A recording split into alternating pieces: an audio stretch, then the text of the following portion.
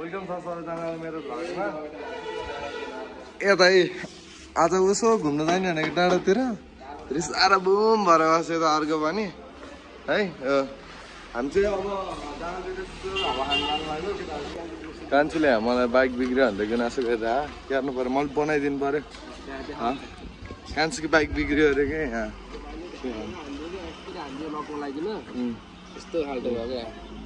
टङ्गे दुलो पऱ्यो त लुक यस्तो पिटेर हाल्थ्यो अनि यसरी पिटेर हाल्थ्यो अनि हाल्थ्यो यत्तिकै यस्तो हालेर ढ्याङ्गा हाल्दा त लक उडेछ कान्छीको बाइकको चाहिँ अनि झल्दै जब डाँडातिर ठिक छ ल जाने नै हो। आमा खतरा सनदेखि कान्छीलाई त यही स्कुल चल म कान्छीको पछाडि बस्छु।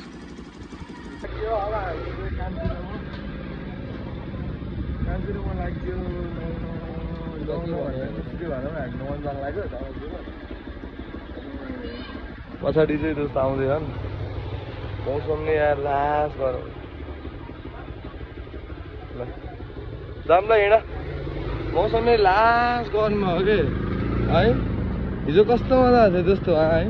यो चाहिँ हाम्रो हेल्प चोक यहाँ नि यार गाडीहरू धेरै पारी चल्ने भएर लास जाम हुन्छ यार यहाँ पनि यार।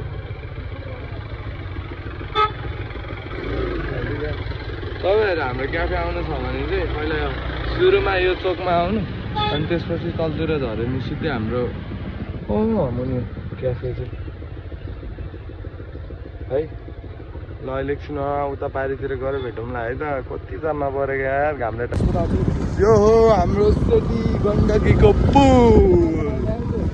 माछा मारेर आएर 30 किलोको माछा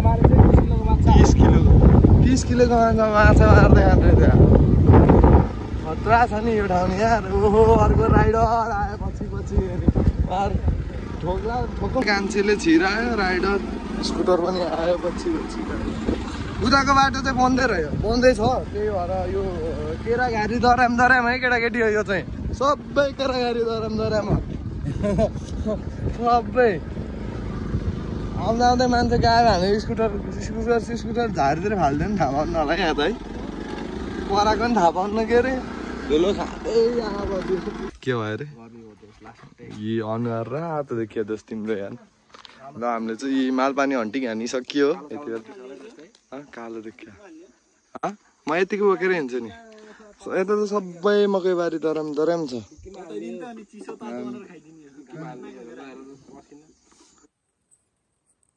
पसिनाहरू मान्छेको हालत हेर्नु। हेलमेट खै त तल झुन्डाको साल सुन्दै साल बढाएर यस्तो मामाले मकैबारी दराम कहाँ छोड्यौ रे साबुन कहाँ छोड्यौ रे तिमीले?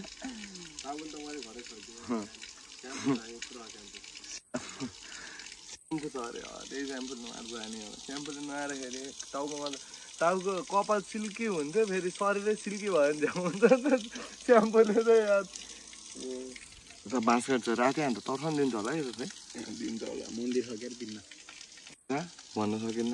ल है त ल गाइस भ्याइयो अब सबै गोरोसोरो भयो होइन गऱ्यो गोरो भयो। अब भ्लग चाहिँ अब यतै एन्ड गर्नु पर्ला। अब अर्को भ्लगमा भेट्नुपर्छ है त। By by.